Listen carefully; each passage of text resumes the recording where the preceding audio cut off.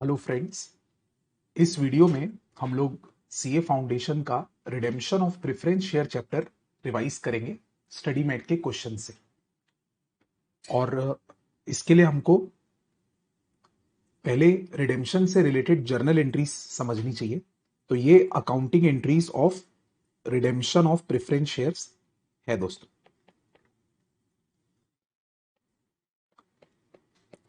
Study mat खोल के रखिएगा। स्टडी मैट के पेज नंबर 11.162 में मैं आपको जर्नल एंट्री समझा रहा हूं रिडेम्पशन ऑफ प्रेफरेंस शेयर की। देखिए दोस्तों, सबसे पहले रिडेम्पशन ऑफ प्रेफरेंस शेयर का मतलब जानिए। प्रेफरेंस शेयर कंपनी के लिए कैपिटल होता है और कैपिटल लाइबिलिटी नहीं होता, पर लाइबिलिटी साइड में शो किया जाता है, तभी प्रेफरेंस शेयर का क्रेडिट बैलेंस रहता है। जब हम इशू करते हैं तो bank account debit to preference share capital करते हैं, तो प्रेफरेंस शेयर का क्रेडिट बैलेंस रहता है। और अभी हम सीख रहे हैं रिडेम्पशन करना। तो रिडेम्पशन वर्ड का मतलब होता है रीपेमेंट, यानी हम लोग प्रेफरेंस शेयर का पैसा वापस कर रहे हैं। तो जब पैसा वापस करेंगे तो प्रेफरेंस शेयर अकाउंट का जो क्रेडिट बैलेंस चल रहा है उसको क्लोज करने के लिए अपने को प्रेफरेंस शेयर कैपिटल अकाउंट को डेबिट करना पड़ेगा। और क्योंकि हम लोग रीपेमेंट कर रहे हैं तो अपने को पैसा देना पड़ेगा, तो टू बैंक एंट्री होगी। बट ये एंट्री डायरेक्टली पास नहीं होती है, इसको दो पार्ट्स में डिवाइड किया जाता है। पहले प्रेफरेंस शेयर कैपिटल अकाउंट को डेबिट करके टू प्रेफरेंस शेयर होल्डर किया जाता है, यानी इसको कहते हैं अमाउंट ड्यू की एंट्री। और फिर प्रेफरेंस शेयर होल्डर को पेमेंट करते हैं, तो preference share holder account debit to bank होता है। यानी जो ये एंट्री मैं आपको बता रहा था ना, ये वाली एंट्री, ये एंट्री नेट एंट्री है, पर अपने को एग्जाम में नेट एंट्री पास करना अलाउड नहीं है। अपने को उसको दो पार्ट्स में ब्रेक करना है। एक ड्यू की एंट्री अलग पास करनी है और एक पेमेंट की एंट्री अलग पास करनी है। तो फर्स्ट ऑफ ऑल आइए रिडेम्पशन ऑफ प्रेफरेंस शेयर की ये एंट्री पास करते हैं, सीखते हैं। Entry number 3, when preference shares are redeemed at par. At par मतलब 100 रुपए की फेस वैल्यू का अगर आपने प्रेफरेंस शेयर इशू किया था तो आप वापस भी 100 रुपए कर रहे हैं। तो इसके लिए आपको पहले एंट्री पास करनी है, redeemable preference share capital account debit, ये फेस वैल्यू से होगी बेटा entry, to preference share holder account, to preference share holder account, ये भी अमाउंट पेबल से होगी। और क्योंकि हम पार में रिडीम कर रहे हैं तो फेस वैल्यू ही अमाउंट पेबल होगा। कभी कभी क्या होता है दोस्तों, ये जो प्रेफरेंस शेयर 100 रुपए की फेस वैल्यू के होते हैं ना, इसको हम लोग शेयर होल्डर को प्रीमियम में रिडीम करते हैं, यानी 100 रुपए की जगह 110 रुपए वापस कर रहे हैं मान लीजिए। इसमें क्या होगा, 100 रुपए हमारी ओरिजिनल लाइबिलिटी थी, तो प्रेफरेंस शेयर कैपिटल जो है वो जो डेबिट होगा वो 100 रुपए से ही होगा, क्योंकि अपन की लाइबिलिटी ओरिजिनली 100 रुपए की थी, अपन उस लाइबिलिटी को क्लोज कर रहे हैं। बट अगर अपन इसको 110 रुपए टोटल दे रहे हैं ना, तो जो 10 रुपए का कंपोनेंट है वो हमारे लिए लॉस है, एक्स्ट्रा लॉस है। क्योंकि हम 100 रुपए की लाइबिलिटी को पे करने के लिए 110 अगर दे रहे हैं तो 10 रुपए ज्यादा दे रहे हैं, वो नुकसान है। उसको हमको अलग से डेबिट करना है, उसको बोलते हैं premium on redemption of preference share, premium on redemption of preference share. और ये अकाउंट नेचर वाइज अगर सोचे तो ये एक्सपेंस है, ये प्रीमियम के अमाउंट से डेबिट होगा। और फिर जो अपने को टोटल अमाउंट देना है प्रेफरेंस शेयर होल्डर को, उसको डायरेक्टली नहीं दे देना, पहले टू प्रेफरेंस शेयर होल्डर करेंगे, टू प्रेफरेंस शेयर होल्डर, और अगली एंट्री में preference share holder account debit to bank. तो ये जो एंट्री मैं बताया, ये ड्यू करने की एंट्री। अब आपकी फोर्थ एंट्री जो स्टडी मैट में दी हुई है वो बता रहा हूं। When preference shares are redeemed at premium, यानी यदि प्रेफरेंस शेयर को आप प्रीमियम में रिडीम कर रहे हैं ना, तो आपको ड्यू की एंट्री सेकेंड वाली पास नहीं करनी है, सॉरी थर्ड वाली पास नहीं करनी है, फोर्थ वाली पास करनी है, जो कि है redeemable preference share capital debit. ये फेस वैल्यू से होगा 100 रुपए से। Premium on redemption of preference share account debit, ये एक्सपेंस है, एक्सपेंस को आगे जाके क्लोज भी करना पड़ता है, ये प्रीमियम के अमाउंट से होगा। मान लो 100 रुपए फेस वैल्यू है, 10 रुपए प्रीमियम है, तो ऐसे। और to preference share holder account, ये अपने को पे करना है प्रेफरेंस शेयर होल्डर को, तो 110 रुपए। तो या तो सेकंड थर्ड एंट्री पास होगी या तो फोर्थ। अगर पार में रिडेम्पशन हो रहा है तो थर्ड पास करेंगे, प्रीमियम में रिडेम्पशन हो रहा है तो फोर्थ पास करेंगे। ठीक है दोस्तों, इन दोनों में से कोई एक ही पास होगी।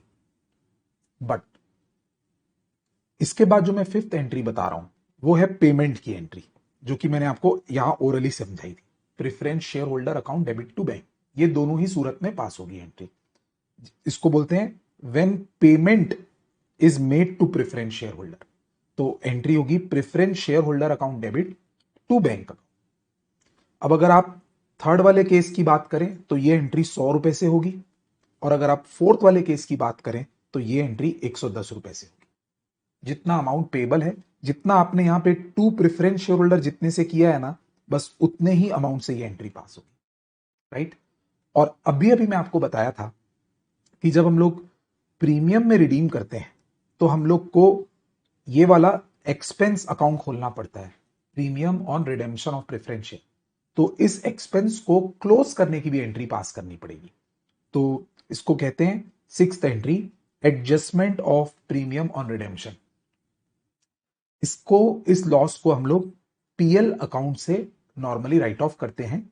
तो पीएल अकाउंट डेबिट होगा क्योंकि पीएल अकाउंट के लिए एक एक्सपेंस है, और premium on redemption of preference share account credit होगा।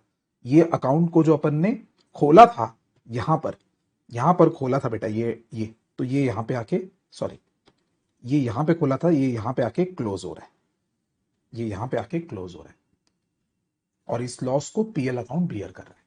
सो this is the basic journal entry for redemption of preference share. Now before I go into the question, एक छोटा सा कंसेप्ट और बताना चाहता हूं। क्या है दोस्तों, एक रूल है, सुन लीजिए, यहां पर मैं बॉक्स में बता देता हूं आपको। जितने की फेस वैल्यू का प्रेफरेंस शेयर कैपिटल आप रिडीम करेंगे, क्योंकि इस चैप्टर के हर क्वेश्चन में प्रेफरेंस शेयर कैपिटल रिडीम होगा, तो आप चाहे पार में रिडीम करो चाहे प्रीमियम में रिडीम करो, आपको लास्ट में कैलकुलेशन करना है, वो ये है कि जितने की फेस वैल्यू का आपने प्रेफरेंस शेयर रिडीम किया, आपको उतने अमाउंट का या तो फ्री रिजर्व से सीआरआर में ट्रांसफर करना पड़ेगा, और अगर आपके पास फ्री रिजर्व नहीं है सीआरआर में ट्रांसफर करने के लिए, तो आपको इतने की ही फेस वैल्यू के इक्विटी शेयर इशू करने पड़ेंगे। आपके क्वेश्चन में क्लियर लिखा रहेगा कि कंपनी प्रेफरेंस शेयर को रिडीम करने के टाइम पे या तो इक्विटी शेयर इशू करके प्रेफरेंस शेयर रिडीम कर रही होगी, या फिर प्रेफरेंस शेयर रिडीम करने के बाद इक्विटी शेयर नहीं इशू कर रही होगी, फ्री रिजर्व से सीआरआर में डाल रही होगी। दोनों में से एक काम करना बहुत जरूरी है। उसके लिए आप एक फॉर्मूला सीख लीजिए दोस्तों।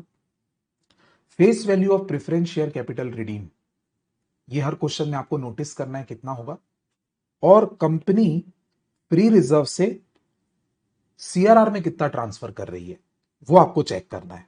तो उसको बोलते हैं transfer from free reserve to CRR. ये अमाउंट अगर आपको दिख जाए क्वेश्चन में कि कंपनी इतना ट्रांसफर कर रही है, तो आप इतना अमाउंट माइनस कर देना, बाकी की फेस वैल्यू का आपको इक्विटी शेयर इशू करना पड़ेगा।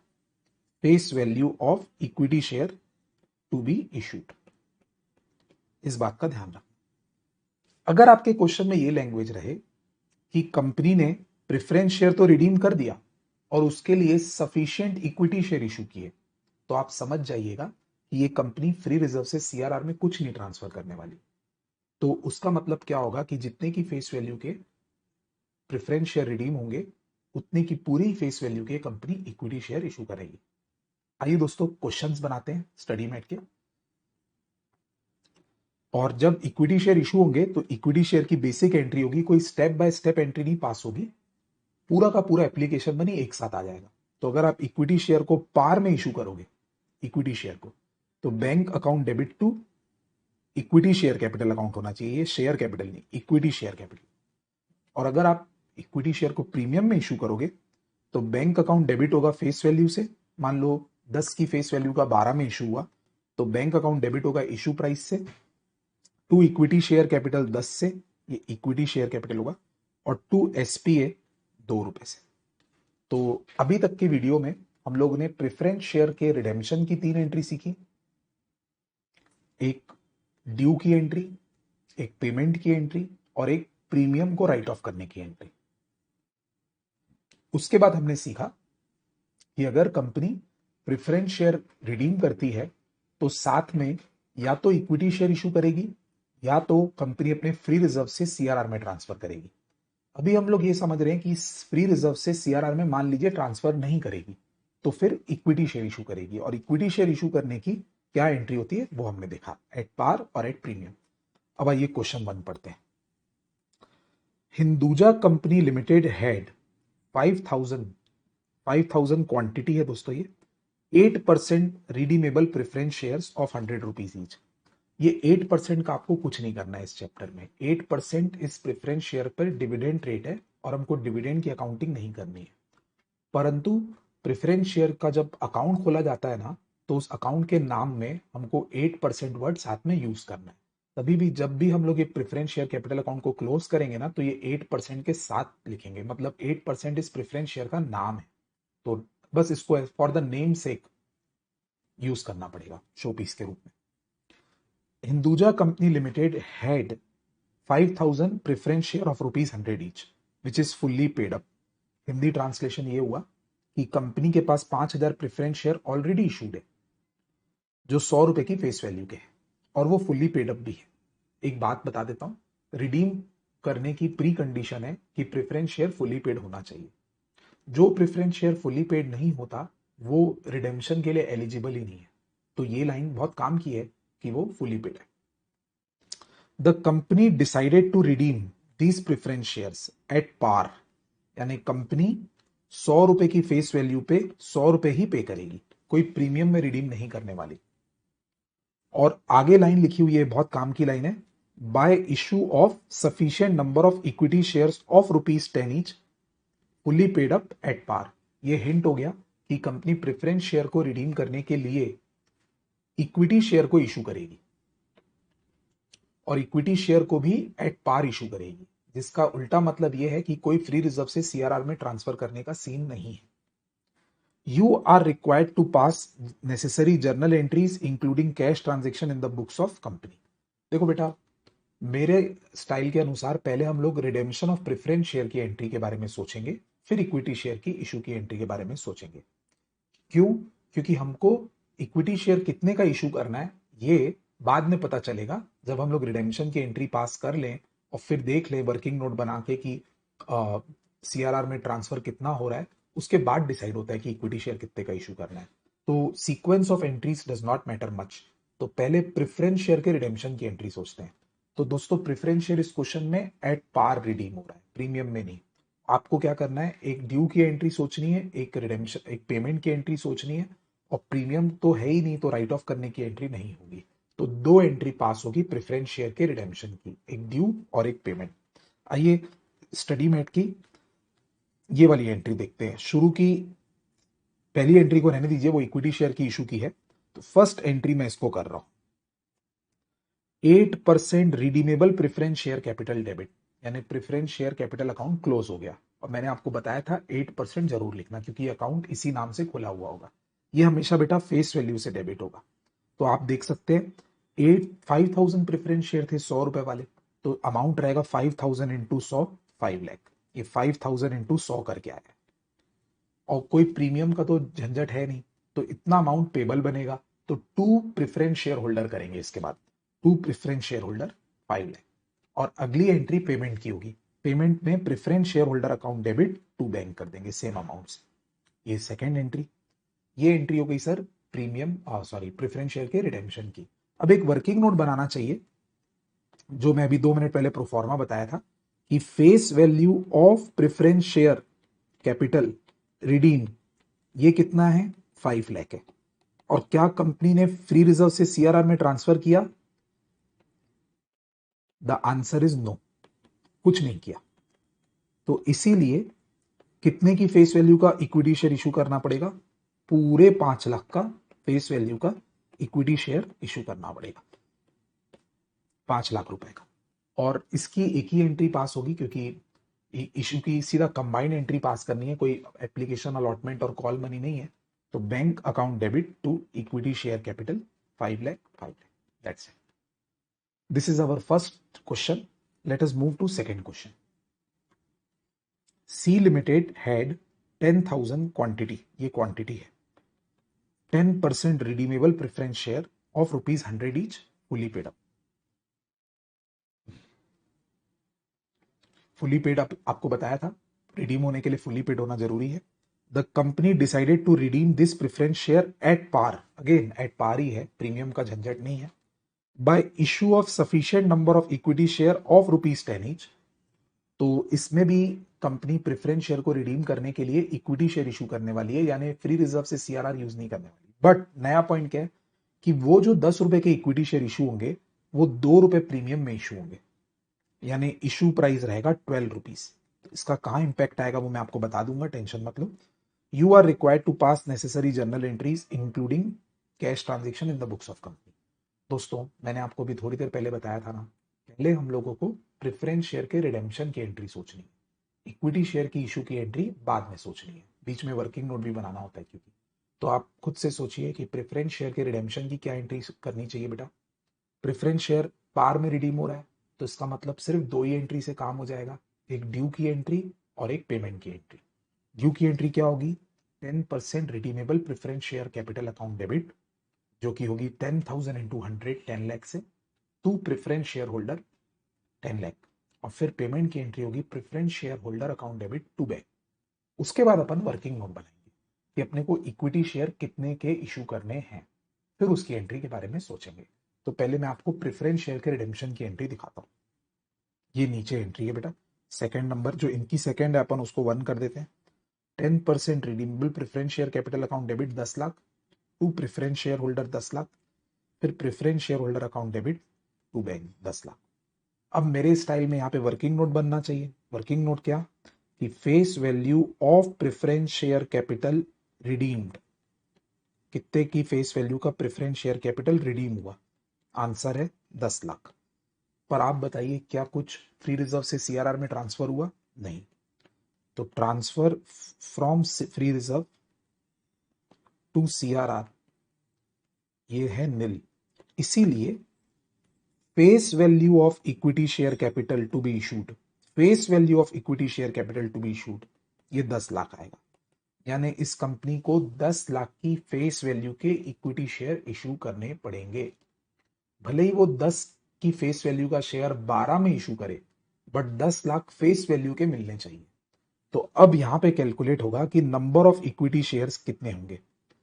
इसके लिए बहुत इंपॉर्टेंट कंसेप्ट या formula, number of equity share to be issued जो होगा ना मेरे दोस्तों, वो रहेगा ये जो फेस वैल्यू अमाउंट ऊपर से निकाले थे 10 लाख, ये 10 लाख रुपए को डिवाइड करेंगे फेस वैल्यू पर शेयर से, क्योंकि न्यूमरेटर में फेस वैल्यू है तो डिनोमिनेटर में भी फेस वैल्यू ही होगा, यानी 10 रुपए। ये क्या निकाल रहे हैं हम लोग, नंबर निकाल रहे हैं। नंबर निकालने के लिए हमको फेस वैल्यू को फेस वैल्यू से डिवाइड करना पड़ेगा। भले ही ये शेयर प्रीमियम में इशू होने वाले हैं, मेरे को भी पता है आपको भी पता है, बट गलती से भी इशू प्राइस से डिवाइड मत करना। तो क्या निकालने के लिए, क्वांटिटी निकालने के लिए, तो 10 लाख अपॉन 10 रुपए से डिवाइड करेंगे तो 1 लाख शेयर इशू करना है भैया, 1 लाख शेयर इक्विटी शेयर, जो कि 10 रुपए की फेस वैल्यू के होंगे। भले ही आप उसको 12 में इशू करो, 15 में इशू करो, 25 में इशू करो, that does not matter. Company law तभी कंप्लाई होगा जब आप 10 लाख की फेस वैल्यू के शेयर इशू करो, यानी 1 लाख शेयर इशू करो। तो कंसेप्ट ये बनेगा कि 1 लाख शेयर इशू होंगे जिसकी फेस वैल्यू 10 रुपए होगी और इशू प्राइस 12 रुपए होगी। Think of the entry my dear friends, bank account debit होगा बेटा इशू प्राइस से 12 रुपए into 1 lakh, to equity share capital होगा फेस वैल्यू से 10 रुपए इंटू 1 लाख, और बाकी जब प्रीमियम में शेयर इशू करते हैं तो प्रीमियम का अमाउंट सिक्योरिटी प्रीमियम अकाउंट में जाता है, यानी ₹2 इंटू 1 लाख। आइए ये वाली एंट्री देखते हैं। अपन की सीक्वेंस में ये थर्ड एंट्री पास होगी आफ्टर वर्किंग नोट। तो बैंक अकाउंट डेबिट 12 रुपए into 1 lakh, to equity share capital 10 रुपए इंटू 1 लाख, और टू एसपीए 2 रुपए into 1 lakh. This is your question number 2। आइए दोस्तों एक क्वेश्चन और करते हैं, question 3। G limited had 9,000 again is quantity, 10% redeemable preference share of rupees 10 each, fully paid. The company decided to redeem these preference shares at par by issue of sufficient number of equity shares of rupees 9 each, fully paid up. Off का मतलब होता है बेटा face value, of का मतलब होता है face value of 9 each fully paid. तो अगेन इस क्वेश्चन में 9,000 प्रेफरेंस शेयर रिडीम होने वाले हैं, फेस वैल्यू 10 रुपए है, सारे फुल्ली पेड है, 9,000 प्रेफरेंस शेयर रिडीम होने वाले हैं। कुछ नहीं लिखा है तो अच्छा, इसमें ये भी लिखा है कि रिडीम एट पार होंगे। एक काम करते हैं, पहले रिडेम्पशन की एंट्री सोच लेते हैं। अभी आप बताओ 2 एंट्री पास होगी कि 3? आंसर है 2, एक ड्यू की और एक पेमेंट की। तो सेकेंड नंबर एंट्री जो अपन इसको 1 करेंगे, 10% redeemable preference share capital debit होगा। अमाउंट कितना होगा बेटा? 9,000 इंटू फेस वैल्यू 10 रुपीज। तो 9,000 क्वांटिटी इंटू 10 रुपीज, 90,000 ये हुआ। टू प्रेफरेंस शेयर होल्डर 90,000, और फिर पेमेंट की entry preference share holder account debit to bank 90,000। ये 2 एंट्री समझ में आ गई आपको। अब फिर अपन वही वाला वर्किंग नोट अपन अपना मेंटली बना रहा हूं इस बार। मेंटली क्या कि face value of preference share capital redeem कितना है? 90,000, और कुछ भी हिंट नहीं है कि फ्री रिजर्व से सीआरआर में ट्रांसफर होगा। तो ट्रांसफर टू सीआरआर कुछ नहीं होने वाला, इसीलिए हमको 90,000 की फेस वैल्यू का इक्विटी शेयर इशू करना पड़ेगा। 90,000 की फेस वैल्यू का, face value of equity share to be issued 90,000। अब अभी अभी आपको बताया था कि नंबर कैसे निकालेंगे, नंबर ऑफ इक्विटी शेयर कैसे निकालेंगे। तो नंबर ऑफ इक्विटी शेयर कैसे निकालेंगे? जब फेस वैल्यू 90,000 है तो डिवाइड भी अपने को फेस वैल्यू से करना पड़ेगा। तो फेस वैल्यू पर शेयर है 9 रुपए, तो अपने को 10,000 शेयर इशू करने पड़ेंगे माय डियर फ्रेंड्स, 10,000 प्रेफरेंस। तो 10,000 शेयर 9 रुपए की फेस वैल्यू वाले एट पार इशू होंगे। तो जर्नल एंट्री होगी bank account debit, issue price 9 रुपए है, into 10,000, 90,000, to equity share capital, face value 9 रुपए है, into 10,000, 90,000। So this is your concept. Hello friends, आज की क्लास में हम लोग रिडेम्पशन ऑफ प्रेफरेंस शेयर के ऐसे क्वेश्चन सॉल्व करेंगे जिसमें आपको प्रेफरेंस शेयर तो रिडीम करना ही पड़ेगा, बट कंपनी पहले ये ऑप्शन चूज करेगी कि वो प्री रिजर्व से सीआरआर में ट्रांसफर करे, और जितना प्री रिजर्व से सीआरआर में ट्रांसफर हो जाएगा उतने रुपए की इक्विटी शेयर इशू करने की जरूरत नहीं पड़ेगी। परंतु अगर हम प्रेफरेंस शेयर ज्यादा की फेस वैल्यू के रिडीम कर रहे हैं और प्री रिजर्व में कम अमाउंट ट्रांसफर कर रहे हैं, तो बैलेंस अमाउंट की फेस वैल्यू के हमको इक्विटी शेयर इशू करना पड़ेगा, जिसके लिए हमको क्या फॉर्मूला काम आएगा वो लिख के बता रहा हूँ। क्वेश्चन 4 पढ़ने से पहले ही फॉर्मूला बता दे रहा हूँ आपको। इसमें आपको फॉर्मूला काम आएगा कि पहले आपको नोटिस करना है face value of preference share capital redeemed, यानी क्वेश्चन में ये देखना कि आप कितने की फेस वैल्यू के प्रेफरेंस शेयर रिडीम किए हो। फिर ये ऑब्जर्व करना कि आप ट्रांसफर टू सीआरआर कितना कर रहे हो। अब आज के क्वेश्चन में दिया रहेगा कि कंपनी प्री रिजर्व से कितना सीआरआर में ट्रांसफर कर रही है। उसके बाद आपको पता चलेगा कि कंपनी को कितने की फेस वैल्यू का इक्विटी शेयर कैपिटल इशू करना। ठीक, तो ये पढ़ते हैं। आइए question 4, illustration 4, experiment.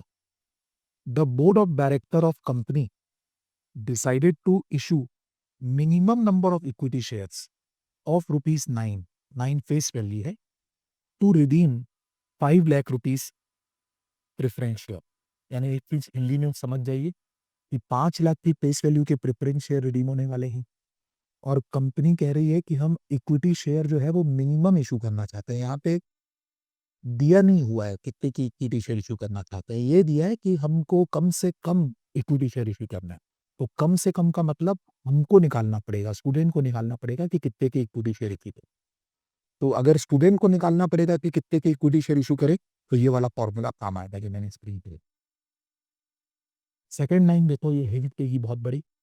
The maximum amount of divisible profit available for redemption is 3 lakh. Hindi में इसका मतलब हुआ कि कंपनी के पास प्री रिजर्व और डिविजिबल प्रॉफिट एक ही चीज होता है, जिसको हम डिविडेंड के रूप में बांट सकते हैं, उसी को प्री रिजर्व या डिविजिबल प्रॉफिट कहते हैं। तो कंपनी के पास प्री रिजर्व में 3 लाख होता है, यानी प्रेफरेंस शेयर जो रिडीम होने वाला है वो 5 लाख की फेस वैल्यू वाला है, और ट्रांसफर टू सीआरआर जो फ्री रिजर्व से होगा वो 3 लाख होता है, यानी 2 लाख की फेस वैल्यू के इक्विटी शेयर इशू करने पड़ेंगे। क्वेश्चन की रिक्वायरमेंट है, calculate the number of share to be issued by company. अब कल बेटा मैं आपको नंबर ऑफ शेयर का फॉर्मूला क्या बताया था? Number of equity share to be issued का फॉर्मूला होता है कि ये जो टोटल फेस वैल्यू आएगी ना आपकी, यानी इस केस में 2 लाख रुपए, उसको आप फेस वैल्यू पर शेयर से डिवाइड करोगे। भले ही आप इक्विटी शेयर को पार में इशू करो चाहे प्रीमियम में इशू करो, नंबर निकालने के लिए आपको फेस वैल्यू से डिवाइड करना पड़ेगा। तो calculate the number of share to be issued by company to ensure that provisions of section 55 is not violated. तो ये जो रिक्वायरमेंट है वो 55 की है। एक छोटा सा ट्रिकी पार्ट क्या बनाया है क्वेश्चन में, also determine the number of shares if the company decides to issue shares in multiples of 50 only. ये अलग पार्ट। इस पार्ट में लिखा है कि मान लीजिए कि कंपनी के ऊपर थोड़ी सी बंदिश है कि कंपनी को 50 के मल्टीपल्स में ही नंबर ऑफ शेयर इशू करना है, तो कितने शेयर इशू करेंगे। तो ये एक सेपरेट रिक्वायरमेंट है। पहले जो क्वेश्चन है ना इसके पहले, उसमें हमको एग्जैक्ट नंबर ऑफ शेयर बताना है, इसमें हमको रिस्ट्रिक्शन के साथ जवाब देना है। तो इसको मैं 1 सेकेंड बाद डील कर रहा हूँ। चलो 1 सेकेंड बाद में डील करूँ, अभी बता देता हूँ। अगर इनको 50 के मल्टीपल में डील करना है, शेयर इशू करना जरूरी है, तो जो हमारा आंसर आएगा ना, अगर वो 50 के मल्टीपल में नहीं हुआ, जैसे हमारा आंसर आया 2012, तो 2012 50 के मल्टीपल में नहीं है, क्योंकि 2000 50 के मल्टीपल में है, तो 2050 50 के मल्टीपल में। तो 2012 अगर आंसर आया तो अपने को नेक्स्ट 50 का जो मल्टीपल होगा उतने शेयर इश्यू करने हैं। कम के तरफ नहीं, ऊपर के तरफ, नजदीक के भी तरफ नहीं, ऊपर के तरफ। तो अपना फॉर्मूला इन्होंने यूज किया, देखिए, face value of preference share capital redeem 5 lakh, maximum possible redemption out of profit 3 lakh, तो minimum proceeds of fresh issue आया 2 लाख। फिर लिखा है number of share to be issued 2 lakh upon 9 रुपए फेस वैल्यू, है ना बेटा। तो यही आपको मैं समझा रहा था, तो इसका आंसर आया 22,222.22 शेयर। तो ये तो डेसिमल में आंसर आ रहा है, तो डेसिमल में शेयर इशू करना तो अलाउड नहीं है, तो नेक्स्ट होल नंबर पे इशू करेंगे। As fraction shares are not permitted, the minimum number of share to be issued will be 22,223। और उसके बाद अगर आपको 50 के मल्टीपल में इशू करना है तो 22,250 शेयर इशू कर दो। तो 22,223 के बाद नेक्स्ट 50 के मल्टीपल में 22,250 भी आता है। तो ये हो गया दोस्तों आपका एक क्वेश्चन। चलिए दोस्तों इलस्ट्रेशन 6 करते हैं अभी, पेज नंबर 11.172 में। The following are the expects from balance sheet of ABC limited as on December 31st 2023। ये शेयर कैपिटल हेडिंग है, ये बैलेंस शीट के एक्सट्रैक्ट्स है, मतलब उसके हिस्से हैं। 40,000 इक्विटी शेयर ऑलरेडी इशूड है कंपनी के, 10 रुपए की फेस वैल्यू वाले, 4 लाख ये हो गया। 1,000 quantity 10% redeemable preference share issued है 100 रुपए, तो 1,000 इंटू 100 रुपीज 1 लाख पे। उसके बाद रिजर्व एंड सरप्लस दोस्तों हेडिंग, इसमें कंपनी के पास कैपिटल रिजर्व 50,000 है और सिक्योरिटी प्रीमियम 50,000। इसके अलावा जनरल रिजर्व में 75,000 है और पीएल अकाउंट में 35,000। जस्ट आपको एक यहाँ पे पहले बहुत इंपॉर्टेंट पॉइंट बताना चाहता हूँ। जब अपन ये देखते हैं ना कि transfer from free reserve to CRR करना है, तो यहाँ पे जानना जरूरी है कि फ्री रिजर्व किसे कहते हैं। कभी भी याद रखना क्या क्या चीजें फ्री रिजर्व नहीं है। जैसे इस क्वेश्चन में कैपिटल रिजर्व दिया है, तो वो फ्री रिजर्व नहीं हो, मतलब वो सीआरआर में नहीं ट्रांसफर हो पाएगा। सिक्योरिटी प्रीमियम अकाउंट भी फ्री रिजर्व नहीं है, यानी वो भी सीआरआर में नहीं ट्रांसफर हो पाएगा। क्या फ्री रिजर्व है? एक पहले जनरल रिजर्व है। जनरल रिजर्व फ्री रिजर्व होता है क्योंकि वो डिविडेंड के लिए यूज हो सकता है, और पीएल में जो बैलेंस है वो भी फ्री रिजर्व है क्योंकि वो भी डिविडेंड के लिए यूज हो सकता है। तो ये दोनों भी सीआरआर में जा पाएंगे। ये एक अलग से नॉलेज आप पहले से नोटिस कर लीजिए। तो इस कंपनी के पास कैपिटल रिजर्व 50,000 है और एसपीए में 50,000 है, जनरल रिजर्व में 75,000 है और पीएल में 35,000। On 1st January 23 the board of director decided to redeem the preference share. Just notice कीजिए, ऊपर इनके पास प्रेफरेंस शेयर कितने की फेस वैल्यू के थे? 1 लाख रुपए की फेस वैल्यू थे। तो ये लोग 1 लाख की फेस वैल्यू के प्रेफरेंस शेयर को रिडीम करने वाले हैं, एट पार रिडीम करने वाले हैं। तो रिडेम्पशन की एंट्री में सिर्फ 2 ही एंट्री होगी, एक ब्लू पी और एक पेमेंट। और सबसे इंपॉर्टेंट बात अब लिखी है, बाय यूटिलाइजेशन ऑफ रिजर्व।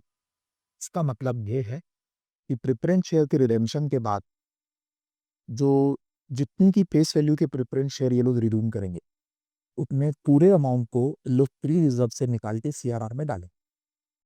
इसी को बोलते हैं यूटिलाइजेशन ऑफ रिजर्व, जिसका उल्टा मतलब ये भी है कि इक्विटी शेयर कुछ नहीं थी उन्हें। ओके माय डियर फ्रेंड्स, जितने की फेस वैल्यू के प्रेफरेंस शेयर रिडीम होने वाले हैं, उतना ही अमाउंट फ्री रिजर्व से निकल के सीआरआर में जाएगा। इसी को बोलते हैं बाय यूटिलाइजिंग रिजर्व, जिसका उल्टा मतलब ये भी है इक्विटी शेयर इस क्वेश्चन में उतनी नहीं है।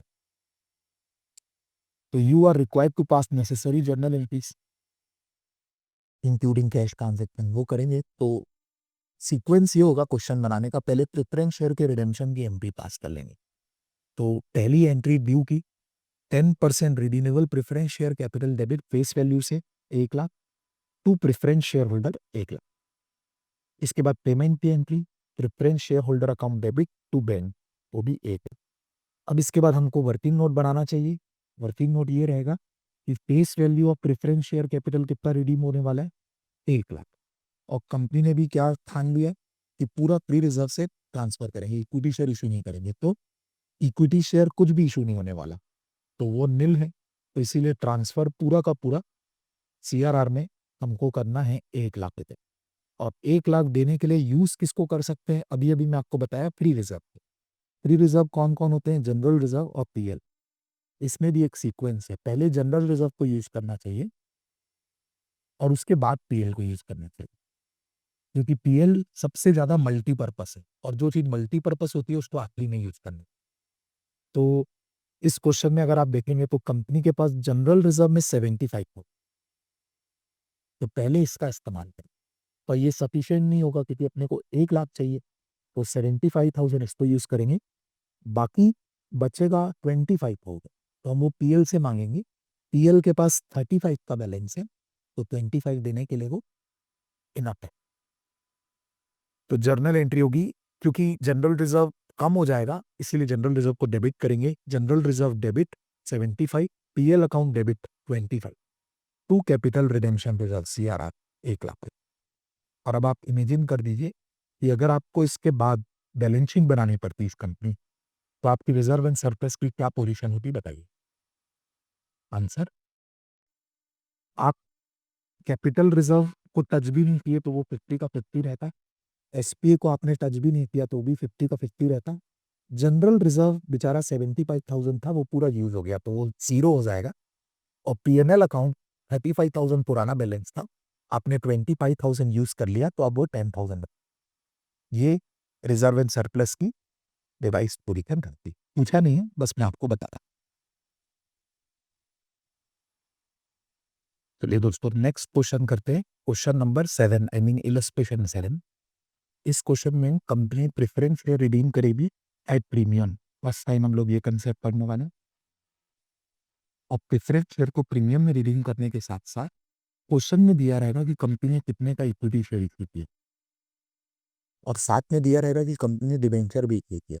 हम इन सब चीज़ों की जर्नल एंट्री जरूर पास करेंगे, और आखिरी में हमको ये देखना है कि अगर कंपनी ने इक्विटी शेयर कम की फेस वैल्यू के इशू किए होंगे as compare to preference share जितने के रिडीम नहीं हो, तो बैलेंस फिगर का अपने को सीआरआर में ट्रांसफर करना पड़ेगा। ये कंसेप्ट है, पहले ही बता दिया। आप चाहो तो 10-15 सेकंड रिवाइज करके फिर सुन सकते हैं। ये इस क्वेश्चन का मेन कंसेप्ट है। आइए पढ़ते हैं। C limited had 3000 quantity 12% redeemable preference share of rupees 100 fully paid. The company had to redeem these shares at a premium of 10%. तो एक बात तो तय हो गई कि 3000 क्वांटिटी प्रेफरेंस शेयर 100 रुपीज वाले यानी 3 लाख की फेस वैल्यू वाले 10% प्रीमियम में रिडीम होने वाले, ये बात तो तय हो गई। इसकी ना बेटा 3 एंट्री होंगी, एक ड्यू की, एक पेमेंट की और एक प्रीमियम के नुकसान को राइट अप करनी।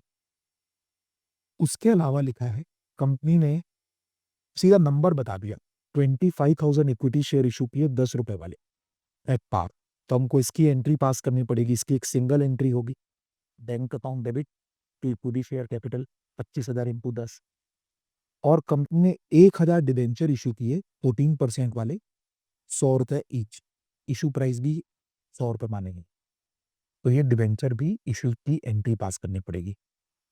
एक डाउट आएगा आपको कि सर अगर हम लोग प्रेफरेंस शेयर को रिडीम करने के टाइम पे इक्विटी शेयर इशू करें और साथ में डिवेंचर भी इशू करें, तो क्या इससे हमारी सीआरआर बनाने की रिक्वायरमेंट कम होगी क्या? The answer is debenture issue करने से सीआरआर बनाने की रिक्वायरमेंट कम नहीं है।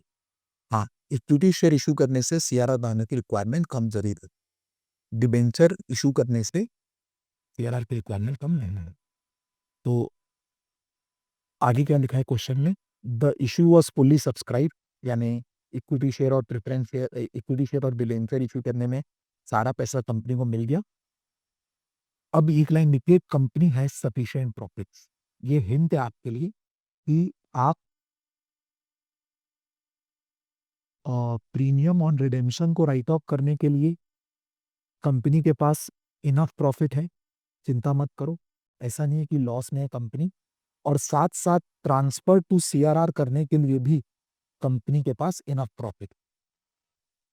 अब दोस्तों एक चीज अच्छी नहीं है इस क्वेश्चन में कि रिजर्व एंड सरप्लस का नाम नहीं दिया हुआ कि जनरल रिजर्व था कि पीएल था कि क्या था, तो अपन अज्यूम करेंगे कि इन लोग पीएल इनके पास है, तो हम लोग को जब भी कोई नुकसान राइट ऑफ करना होगा या सीआरआर में ट्रांसफर करना होगा तो अपन पीएल गति करेंगे। सो नेसेसरी जर्नल एंट्री। तो एक प्रोग्राम समझिए दोस्तों, इस क्वेश्चन को सॉल्व कैसे करेंगे। एक अपन प्रेफरेंस शेयर को रिडीम करने की 3 एंट्री पास करेंगे, फिर इक्विटी शेयर को इशू करने की भी एंट्री पास करेंगे, फिर डिबेंचर को इशू करने की भी एंट्री पास करेंगे। ये तो क्वेश्चन ने खुद से करवाया। और एक चीज अपने को खुद से करनी पड़ेगी कि जितने की फेस वैल्यू के प्रेफरेंस शेयर रिडीम हो रहे हैं उसमें से हम माइनस करेंगे कि जितने की फेस वैल्यू की कंपनी इक्विटी शेयर इशू की, जितना डेफिसिट होगा उतना अमाउंट प्री रिजर्व से सीआरआर में ट्रांसफर। आइए दोस्तों, तो फर्स्ट एंट्री हम होते तो ये पास करते, preference share 12% preference share capital redeem जो हो रहा है उसको डेबिट करते, फेस वैल्यू 3 लाख की, वो 10% प्रीमियम में रिडीम होने वाला है, तो प्रीमियम ऑन रिडेम्पशन और प्रेफरेंस शेयर नाम का एक एक्सपेंस बुक करते 30,000 to preference share holder 3 lakh 30,000। और अब पेमेंट की एंट्री करेंगे, ये ड्यू की एंट्री, और अब पेमेंट की एंट्री करेंगे सेकेंड नंबर पे, preference share holder account debit 3,30,000 to bank 3,30,000। फिर जो ये प्रीमियम खुला था इसको राइट ऑफ करने की एंट्री पास करें, premium on redemption of preference share जो ये एक्सपेंस है इसको राइट ऑफ करने के लिए पीएल अकाउंट को यूज करेंगे, PL account debit to premium on redemption of preference share 30,000। My dear friends, अब आपको क्वेश्चन खुद बोल रहा था ना कि 25,000 इक्विटी शेयर इशू करना है 10 रुपीज पे, तो इसकी एंट्री होगी bank account debit to equity share capital, bank account debit to equity share capital 25,000 into 10 2.5 lakh रुपए। और क्वेश्चन कह रहा था कि 14% डिबेंचर इशू करो 1000 क्वांटिटी 100 रुपए वैल्यू, तो 1 लाख रुपए की फेस वैल्यू के इशू होंगे, इसकी एंट्री होगी bank account debit to 14% debenture 1 lakh 1। अब एक वर्किंग नोट की जरूरत है अपने को, ये फोर्थ एंट्री होगी और ये फिफ्थ है। अब एक वर्किंग नोट क्या बनेगा वो मैं आपको बता रहा हूँ कि आपने कितने की फेस वैल्यू का प्रेफरेंस शेयर कैपिटल रिडीम किया, तो इसका आंसर है 3 लाख, और आपने कितने की फेस वैल्यू का इक्विटी शेयर कैपिटल इशू किया, डिबेंचर कितने का इशू किया उसका कोई रोल नहीं है, तो इक्विटी शेयर कैपिटल आप देखिए 2.5 लाख की फेस वैल्यू का इशू, तो 50,000 तो फिर भी डेफिसिट है, तो 50,000 आपको फ्री रिजर्व से निकाल के यानी पीएल से निकाल के सीआरआर में डालना पड़ेगा। तो इसकी एंट्री होगी ये 6 वाली, PL account debit to CRR 50,000। So this was your illustration 7 margin. अब दोस्तों हम लोग इलस्ट्रेशन में डिस्कस करेंगे, ये काफी इंटेलिजेंट क्वेश्चन है, आईएमपी समझ लीजिए इसको, और इसके बारे में ना मैं आपको पहले ही ग्लिम्स दे देता हूँ। इस क्वेश्चन में कंपनी अपने टोटल 1,00,000 की फेस वैल्यू के प्रेफरेंस शेयर को रिडीम करना है। उसके बाद ये क्वेश्चन हमको गाइड करेगा कि ये कंपनी फ्री रिजर्व से सीआरआर में कितना ट्रांसफर करता है। इस कंपनी के पास रिजर्व एंड सरप्लस बहुत सारा नहीं है, तो पहले ये कोशिश करेगी कि प्री रिजर्व से सीआरआर में ट्रांसफर किया जाए। तो हमको ये कंप्यूट करना है कि ये कंपनी प्री रिजर्व से सीआरआर में कितना ट्रांसफर कर पाएगी, और वो बेटा पूरा 1,00,000 नहीं कर पाएगी, क्योंकि प्रेफरेंस शेयर 1,00,000 के रिडीम होने वाले हैं, और फ्री रिजर्व से ट्रांसफर करने के लिए इनके पास 1,00,000 का सफिशिएंट अमाउंट नहीं। तो हमको वो निकालना है कितना है। सपोज वो मान लीजिए 7,000 रुपये का सपोज, तो बाकी जो 40,000 रुपये नहीं ट्रांसफर कर पाए ना, उतने की फेस वैल्यू के हमको इक्विटी शेयर इश्यू करना है। ये आपको पता कैसे चलेगा कि इस क्वेश्चन में हमको ये निकालना है, क्योंकि क्वेश्चन की लैंग्वेज होगी कि company sufficient number of equity share issue करेगी। सफिशिएंट मतलब ये हो गया कि आपको निकालना, और आपको निकालना है मतलब आपको वही फॉर्मूला लगाना पड़ेगा, face value of preference share capital redeem minus maximum amount transferable to free reserve. वो कम पड़ जाएगा तब इक्विटी शेयर इश्यू करने की नौबत आएगी। ये पहले से ग्लिम्स दी मैंने, अब क्वेश्चन करते हैं। The capital structure of A company. Capital structure का मतलब ईएससी पीएससी के टोटल को कैपिटल स्ट्रक्चर कहते हैं। तो कैपिटल स्ट्रक्चर एक बड़ा वर्ड है, उसके अंदर कंपनी 1,00,000 है, तो 20,000 इक्विटी शेयर इन्होंने ऑलरेडी इशू करके रखे हैं 10 रुपए की फेस वैल्यू के, तो 20,000 इंटू 10 2,00,000 है, और 1,000 क्वांटिटी 8% प्रेफरेंस शेयर इशू करके रखे हैं 100 रुपए ईच वाले, तो इसकी वैल्यू हो गई 1,000 इंटू 100 1,00,000। तो इक्विटी शेयर है 2,00,000 के, और प्रेफरेंस शेयर कैपिटल है 1,00,000।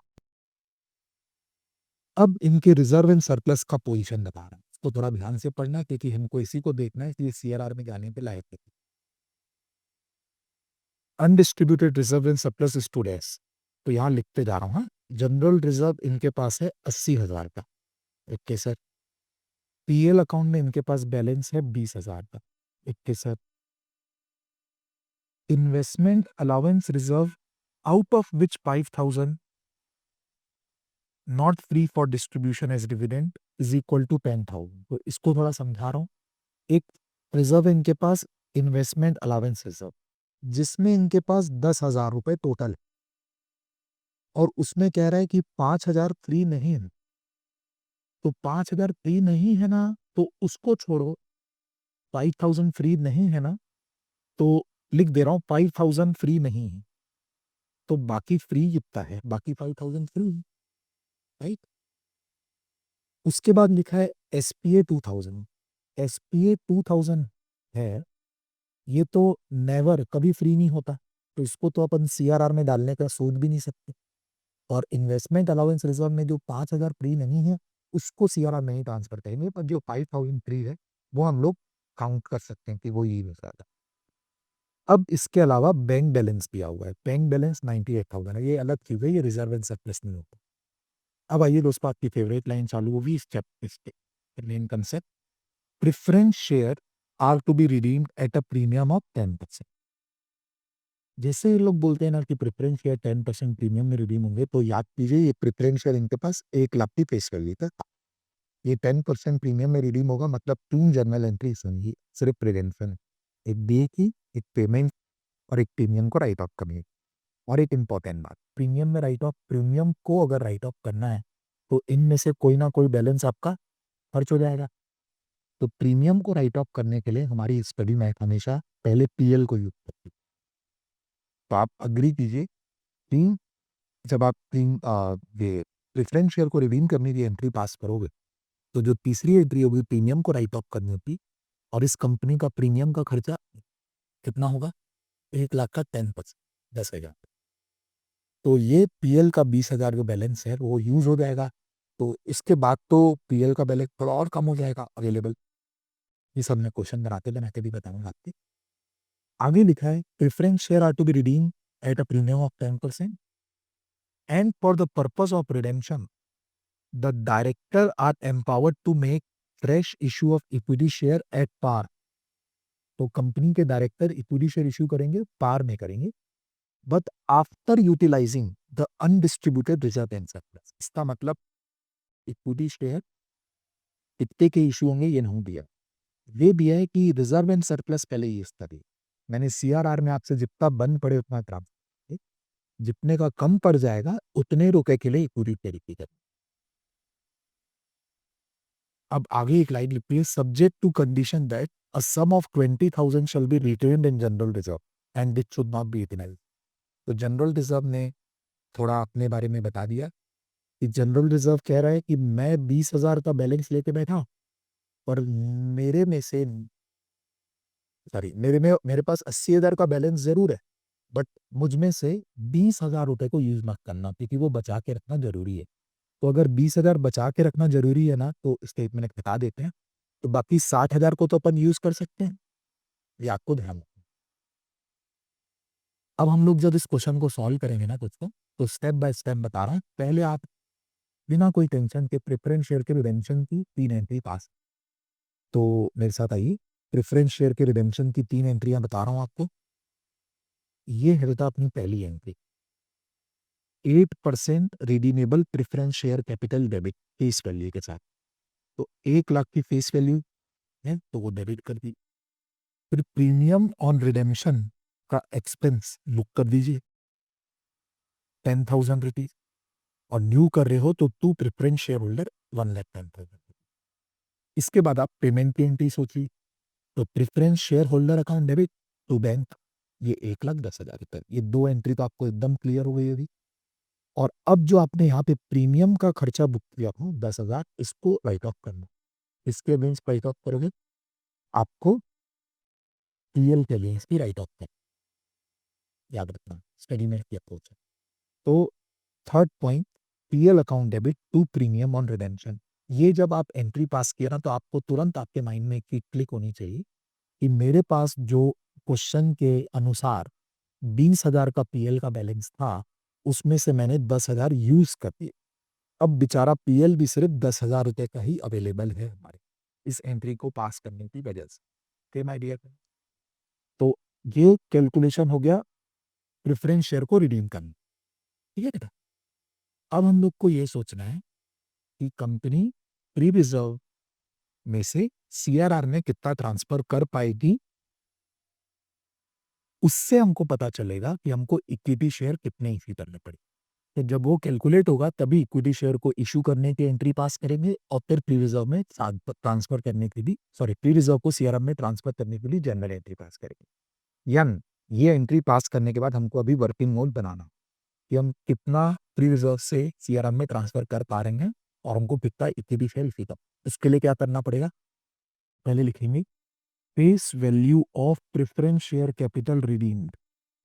तो आप देख सकते हैं कि face value of preference share capital redeemed है 1,00,000 रुपीज। ठीक, फिर अपन लिखेंगे माइनस ट्रांसफर टू सीआरआर हम कितना कर सकते हैं। तो ट्रांसफर टू सीआरआर के लिए आपको देखना है कि आप कौन कौन सा रिजर्व कितना कितना यूज कर सकते हैं। तो ये रहा आपका रिजर्व का पोजीशन, देखिए बेटा। जनरल रिजर्व देखने के लिए तो 80,000 का था, बट 20,000 बचा के रखना जरूरी है, तो 60,000 यूज हो सकता है। तो अपन लिखेंगे यहाँ पे कि जनरल रिजर्व हम 60,000 यूज करेंगे। ठीक है बेटा, सीआरआर में डालने के लिए। और पीएल में 20,000 रुपए था पर 10,000 खर्च हो गया, तो पीएल को भी 10,000 यूज करें। तो पीएल को और 10,000 यूज किया आपने सीआरआर में डालने के लिए। ठीक है दोस्त, उसके बाद इन्वेस्टमेंट अलाउंस रिजर्व आपके पास टोटल 10,000 था, जिसमें से 5,000 फ्री नहीं था, तो बाकी 5,000 फ्री वाला जो है वो यूज हो सकता है सीआरआर में जाने के लिए। तो इन्वेस्टमेंट अलाउंस रिजर्व्स की तरफ से 5,000 है। तो ये तीनों मिलाकर 75,000 सीआरआर में ट्रांसफर होने के लिए तैयार हो जाएंगे। तो कम कितना पड़ेगा, 25,000। ये कहलाएगा face value of equity share capital to be issued. और हमको अगर नंबर ऑफ इक्विटी शेयर निकालना है तो मैं आपको हमेशा बताया हूं कि फेस वैल्यू को फेस वैल्यू पर शेयर से ही डिवाइड करना। तो क्वेश्चन में लिखा हुआ था कि कंपनी इक्विटी शेयर इशू करेगी और कंपनी के इक्विटी शेयर की फेस वैल्यू 10 रुपीज है, जिसको वो एट पार इशू करने वाली है। एट पार करे चाहे नहीं करे, डिवाइड तो फेस वैल्यू से ही करना होता है नंबर निकालने के लिए। तो 10 रुपीज से डिवाइड करेंगे, यानी 2500 इक्विटी शेयर इशू होंगे। 10 रुपए की फेस वैल्यू वाले 10 में ही देंगे। तो अपनी फोर्थ जर्नल एंट्री जो होगी वो इक्विटी शेयर इशू करने की होगी, वो ये है, ये वर्किंग नोट के बाद, राइट। तो bank account debit to equity share capital 2500 into 10 rupees into 2500, 25,000 25,000। Okay my dear friends. और ये जो आपने इतना सोचा था कि मैं फ्री रिजर्व से सीआरआर में ट्रांसफर करूंगा, तो जनरल रिजर्व डेबिट होगा, टीएल अकाउंट भी डेबिट होगा, इन्वेस्टमेंट अलाउंस रिजर्व भी डेबिट होगा। जो जो रिजर्व को आप यूज कर रहे हो वो कम हो जाएंगे तो डेबिट होंगे, और सब सीआरआर हो जाएगा। तो ये आप एंट्री देख सकते हैं, जनरल रिजर्व, टीएल और इन्वेस्टमेंट अलाउंस रिजर्व, ये तीनों डेबिट हुए to capital. This is your fifth number general. Okay my dear friends,